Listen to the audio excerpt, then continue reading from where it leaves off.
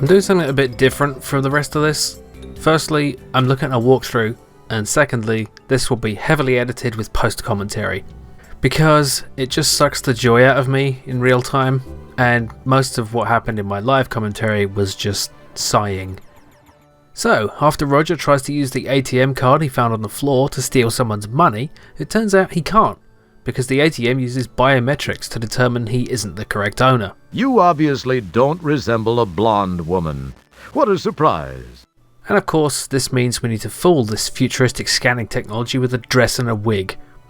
This is the clothes shop. A woman's clothes shop.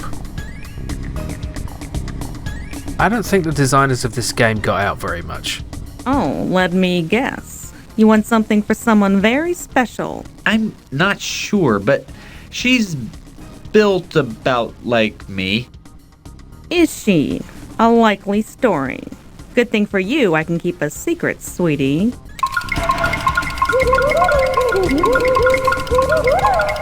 Could you stop making that noise?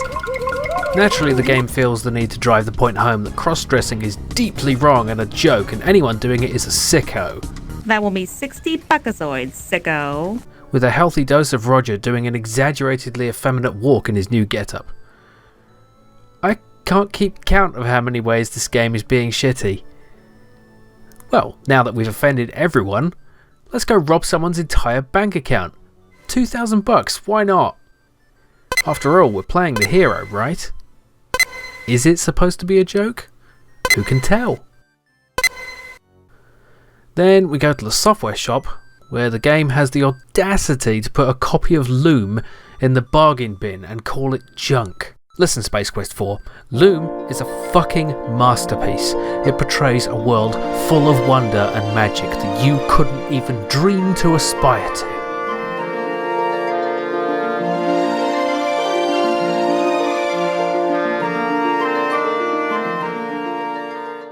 Just when I think this game couldn't piss me off anymore, it goes and raises the bar on what it means for a game to be an arsehole.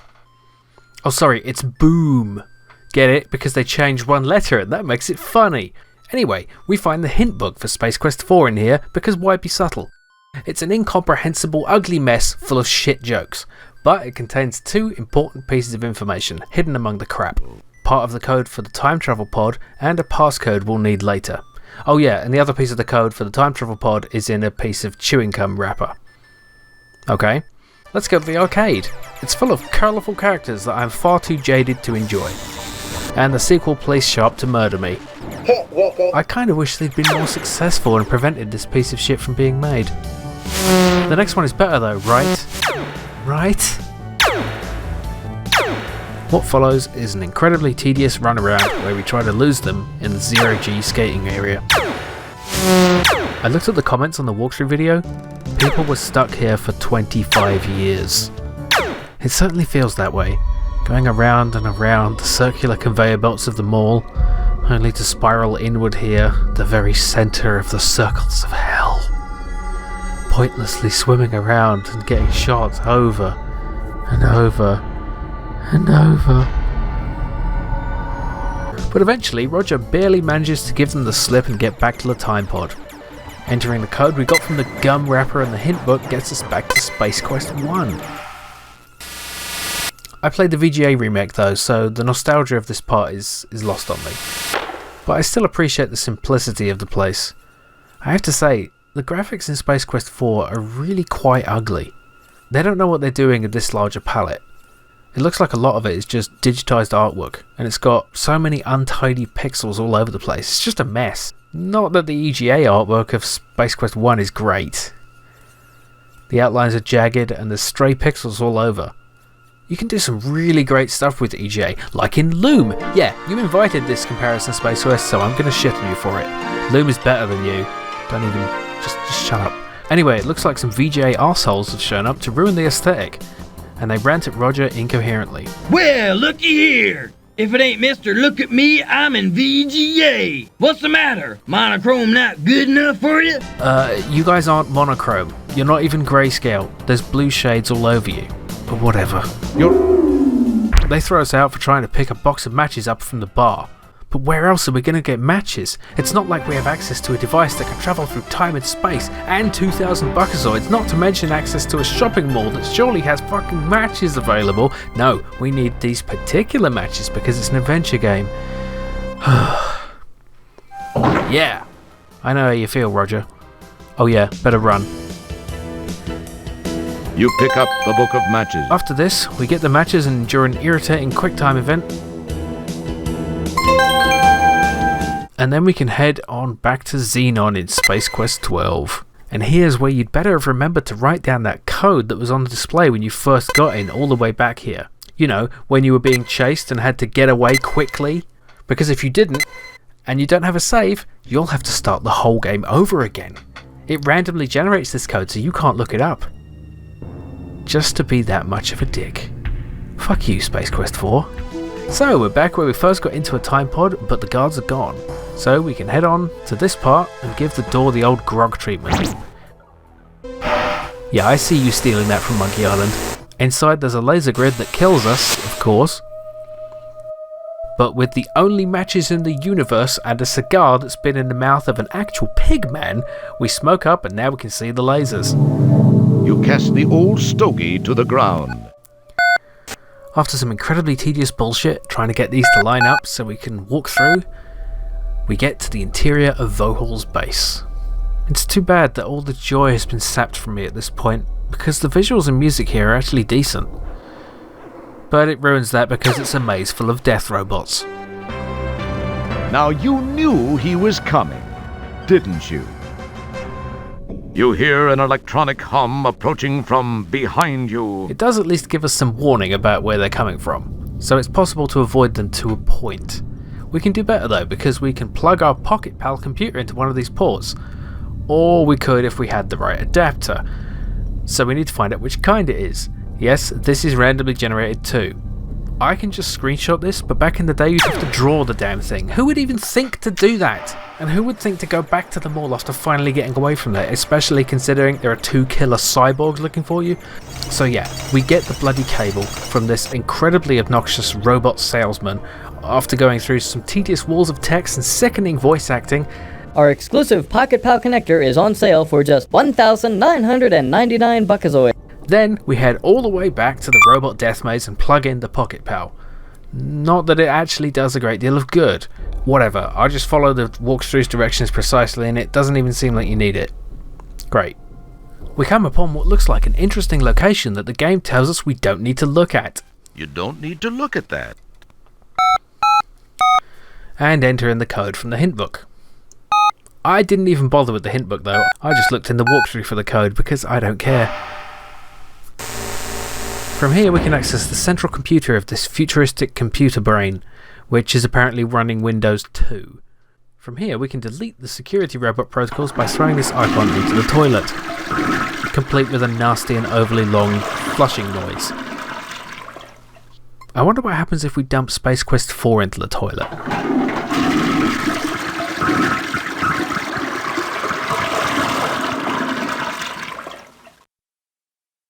Oh, very funny. It quits the game. It completely closed Scum VM. I don't know what I expected. That is actually kind of funny. Probably the best joke in the game, but it's still shitty. Anyway, after reloading and deleting the computer's brain or something, we head on up to the inner sanctum for the final confrontation. The music in this section is really great. It deserved to be in a better game.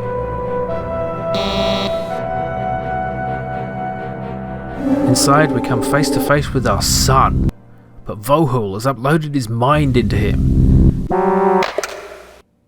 Say, it's most enjoyable to be in a young, healthy body, even if it's from your bloodline.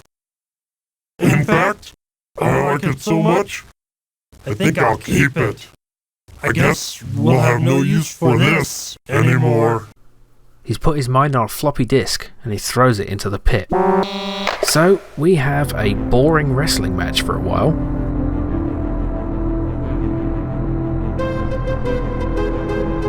Until Vohaul Wilco gets stuck in the energy beam for some reason. We go get our son's disk and upload it back into his body.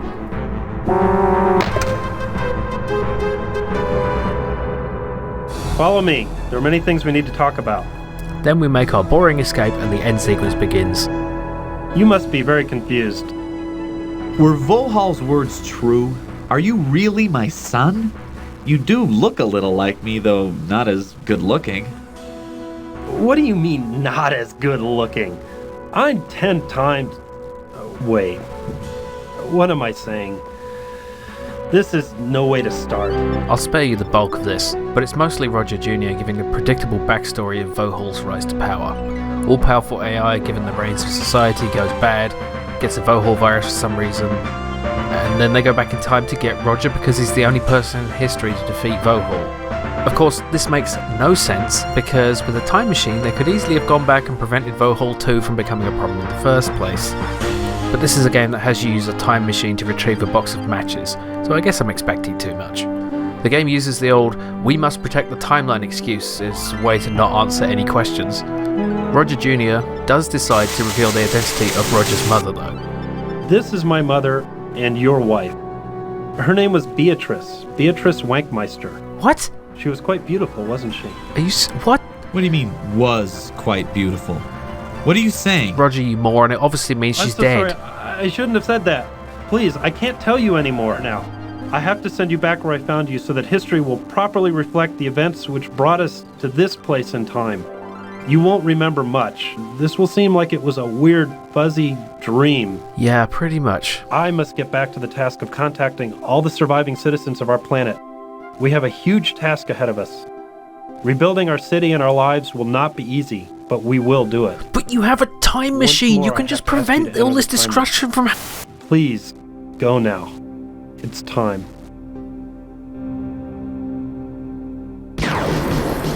Dad? I'm glad I got to see you, even if only for a few minutes. Xenon owes you a lot. Goodbye, Dad.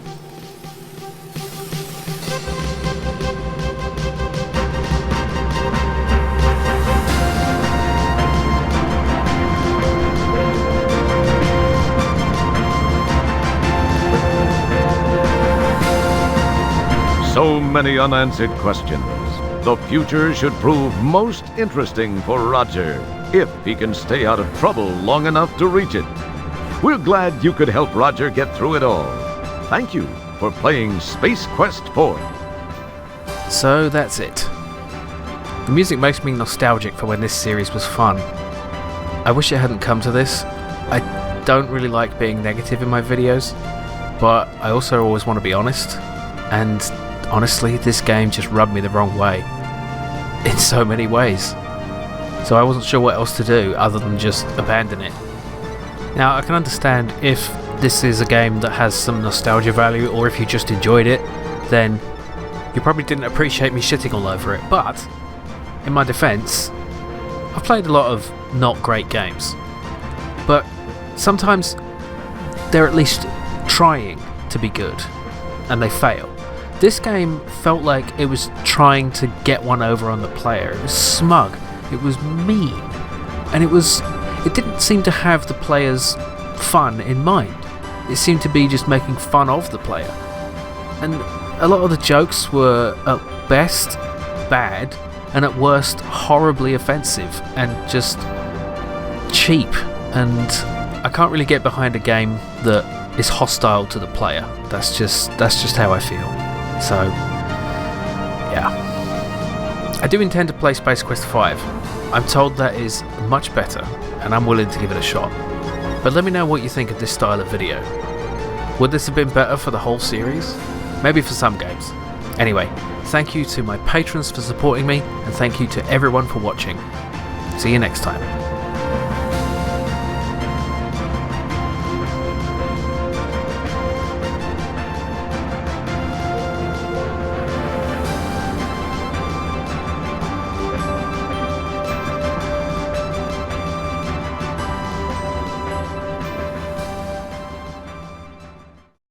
You will never live to buff another helmet.